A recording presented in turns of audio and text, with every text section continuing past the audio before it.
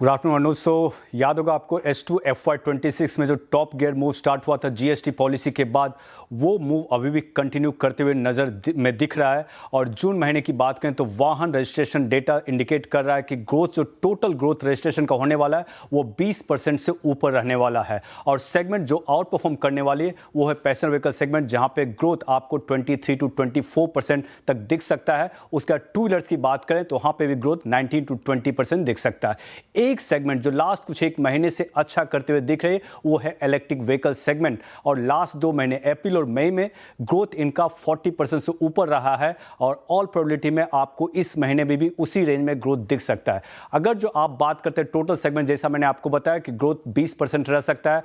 Two wheelers की बात करें तो 19%, पैसेंजर व्हीकल आउट परफॉर्म करेगी, 23% ग्रोथ रहने का आसार है। और कमर्शियल व्हीकल ओवरऑल कंटिन्यू अच्छा करते हुए दिख रही है, 20% का ग्रोथ रह सकता है। बट MNCV सेगमेंट ग्रोथ हो सकता है 10% से ज़्यादा, बट वो अंडर परफॉर्म करेगी अगर जो इंडस्ट्री ग्रोथ की बात करें। और थ्री व्हीलर्स में ग्रोथ 16 to 17% रह सकता है।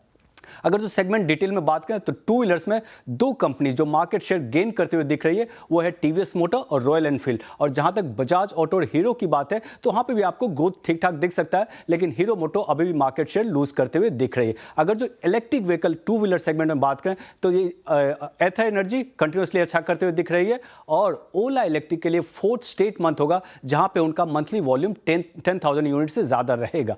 पैसेंजर व्हीकल में 2 कंपनी जो कि मार्केट शेयर गेन कर रही है वो है मारुति और टाटा मोटर्स पैसेंजर व्हीकल।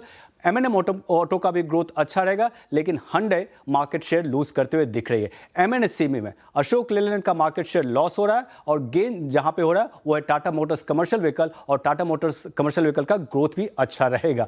अगर जो इलेक्ट्रिक व्हीकल ट्रैक्टर पहले बात कर लेते हैं, क्योंकि सबको एक्सपेक्टेशन था कि डिलेड मानसून के कारण इंपैक्ट रह सकता है, लेकिन अभी तक कोई भी इंपैक्ट नहीं दिख रहा है। और जो आउट परफॉर्म कर रही वो है Mahindra and Mahindra tractor segment. अब आते हैं उस सेगमेंट पे जो कि आउट परफॉर्म कर रही है, इलेक्ट्रिक व्हीकल सेगमेंट। आपको बता दें अभी सिर्फ 20 दिन हुए हैं और जून 2026 का जो वॉल्यूम्स है ऑलरेडी जून 2025 से ऑलमोस्ट 10% हायर है। और ये अप्रैल 2026 में ग्रोथ था ऑलमोस्ट 44%। टोटल वॉल्यूम्स की बात करें तो 2.52 लाख यूनिट्स, वो बढ़कर हो गया था 2.76 लाख यूनिट्स मई में, और ग्रोथ था 48%। सो अभी भी 8 से 10 दिन बाकी है, लेकिन अगर जो ये ट्रेंड्स होल्ड किया तो ये जून 2026 भी मल्टी हाई आपको देखने को मिल सकता है।